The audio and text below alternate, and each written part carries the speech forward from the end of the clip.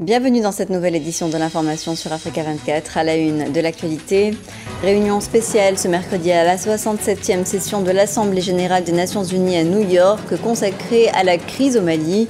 Depuis ce mardi à la tribune onusienne, les soutiens se multiplient envers Bamako. Au Togo, la mobilisation de l'opposition se poursuit dans les rues de Lomé, la capitale, où plusieurs milliers de personnes ont manifesté sans incident ce mardi. Pour en parler, nous recevons sur le plateau Jerry Tama, président du parti Nouvel Engagement Togolais.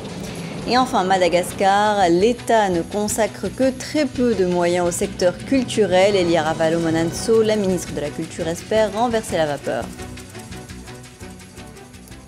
Les chefs d'État africains présents à l'ouverture de l'Assemblée générale des Nations unies ont unanimement porté leur soutien au gouvernement malien dans la résolution de la crise sécuritaire qui sévit dans le nord du pays. Ce mercredi, une réunion spéciale y est consacrée. Myriam Selam. Ils étaient nombreux à se succéder à la tribune de l'ONU ce mardi. Au centre des préoccupations des différents chefs d'État, le Mali, dont le nord est toujours sous la coupe de groupes extrémistes armés. Les présidents africains ont souhaité réitérer leur appel à l'organisation pour une intervention dans le pays, avec en première ligne le président de l'Union africaine. La communauté internationale a le devoir de contrer de manière décisive ce péril terroriste et fondamentaliste et faire prévaloir le respect des droits de l'homme. Aussi voudrais-je, du haut de cette tribune, réitérer mon pressant appel à la communauté internationale pour qu'elle s'engage aux côtés de la CEDEAO, de l'Union africaine, pour éliminer cette grave menace à la paix et à la sécurité de la sous-région et prévenir les catastrophes humanitaires de grande ampleur. Les mots sont également sans appel pour le président sénégalais Macky Sall, qui s'adressait pour la première fois du haut de la tribune onusienne. En vertu de la Charte des Nations unies, le Conseil de sécurité a l'obligation d'agir pour mettre fin à cette situation. Autrement, il aura failli à ses responsabilités. C'est pourquoi nous invitons à nouveau le Conseil à autoriser les actions nécessaires pour combattre les groupes terroristes et restaurer l'intégrité territoriale du pays. Je réitère en même temps notre ferme rejet de toute partition du Mali et notre condamnation du coup d'État du 22 mars 2012. Le président malien de la transition a demandé début septembre une résolution du Conseil de sécurité autorisant l'intervention d'une force militaire internationale. Elle permettrait de soutenir l'armée malienne et celle de la CEDEAO pour reconquérir les régions du nord occupées. Un appui logistique et financier nécessaire, les pays de la CEDEAO tiennent 3300 militaires à la disposition du gouvernement du Mali. Quant au coût de la mission, il est estimé à 200 millions de dollars. Alors que le président togolais Faure Gnassingbé est à New York à l'occasion de la 67e session de l'Assemblée générale des Nations unies, l'opposition togolaise se mobilise à Lomé ce mardi.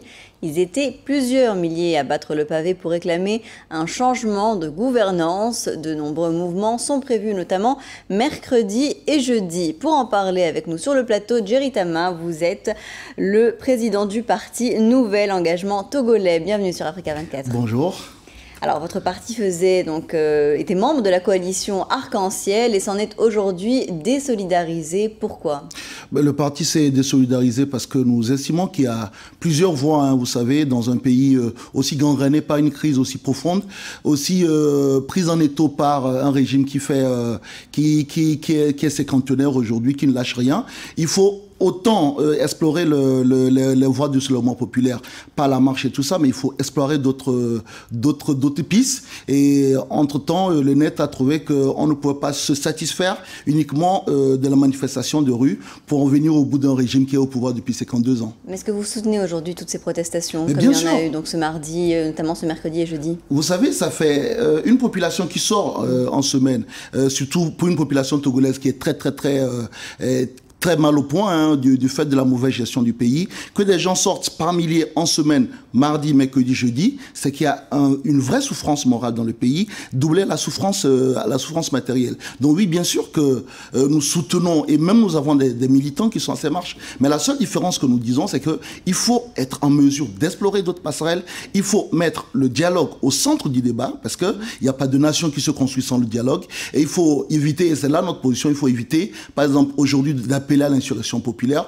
parce que vous savez, l'insurrection populaire n'a jamais rien réglé dans un pays, et si insurrection populaire doit y avoir, elle doit être spontanée, elle doit être automatique, universelle sur tout le territoire, au lieu que ce soit la peine. Voilà. C'est-à-dire. Voilà. Alors justement, je voudrais revenir à cette insurrection populaire. Vous dites donc qu'une insurrection populaire ne se décrète pas et que les élections sont la seule voie démocratique. Mais comment finalement parvenir au changement si les élections sont entachées d'irrégularités? Parce qu'en même temps, c'est ce que dénonce cette opposition. Vous savez, nous avons fait des élections législatives en 2007 qui ont été saluées par toute la communauté internationale, qui bien entendu n'étaient pas très bien organisées. Tous les acteurs nous ont expliqué au fait les goulots d'étranglement de cette élection, mais cette élection a permis à 31 députés sur 81 de l'opposition de rentrer dans le Parlement. Aujourd'hui, les questions de parfaire les conditions d'organisation de ces élections, aujourd'hui aussi question d'appeler tous les partenaires qui nous accompagnent, l'Union européenne, les États-Unis, tout ça, pour superviser ces élections de telle façon qu'on les sécurise et qu'elles soient l'expression du suffrage universel.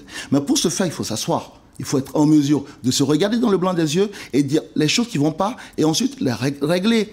Nous sommes un pays qui dépend en grande partie de la communauté internationale pour vivre. Il faut s'appuyer là-dessus. C'est très important. Comment est-ce que vous voyez l'issue de cette crise? L'issue de cette crise, de toute façon, pour nous, le dialogue est une fatalité pour la construction d'une nation. Donc, il va falloir au bout d'un moment s'asseoir sur une table. Il va falloir avoir à la limite un médiateur ou un facilitateur, comme on le fait dans tous les pays, qui puisse mettre les gens devant leurs responsabilités. Parce qu'on ne peut pas continuer à prendre en otage. Parce que ce que nous disons, c'est que 70% de la population togolaise vit au-dessus du seuil de la pauvreté. Et il est hors de question que le fait politique exclusivement gangrène l'envie de ce peuple de vivre dans la prospérité. Antchay Tama, je rappelle que vous êtes le président du parti Nouvel Engagement Togolais. Merci d'avoir accepté notre invitation. C'est moi qui vous remercie. Direction l'Afrique du Sud à présent avec l'inculpation ce mercredi de Julius Malema, l'ancien leader des jeunes de l'ANC, le parti du président Jacob Zuma, par le tribunal régional de Polokwane pour des faits d'abus de biens sociaux. Il a toutefois été laissé en liberté contre le paiement d'une caution de 10 000 rands, soit à peu près 1 000 €. Et en Afrique du Sud, toujours, les mineurs du bassin de Rustenbourg restent mobilisés. Ils réclament de meilleures conditions de travail et une hausse générale des salaires. Après Londe Mine, c'est Emplat, la filiale du géant minier anglo-américaine, qui est touchée par un mouvement de grève. Les négociations se poursuivent avec les syndicats. Caroline Potier. Emplat entame des négociations avec les mineurs grévistes. Une première pour le numéro 1 mondial du platine, dont 5 mines se trouvent dans le bassin de Rustenbourg, en Afrique du Sud. La vérité a été dite, nous voulons de l'argent. Si la direction ne répond pas à nos exigences, nous continuerons la grève. En grève depuis 2 semaines, les salariés demandent une forte augmentation de salaire, à l'instar des mineurs du groupe Londe Mine à Marikana. Ils réclament 1 600 rands, soit l'équivalent de 150 €. Depuis 3 ans, l'île de Madagascar connaît une crise politique. De ce fait, le secteur culturel a été négligé. Une situation blâmable, selon la ministre de la Culture malgache, Elia Ravalomanantso, pour qui la culture est source d'unité au pays. Roxane Pierre.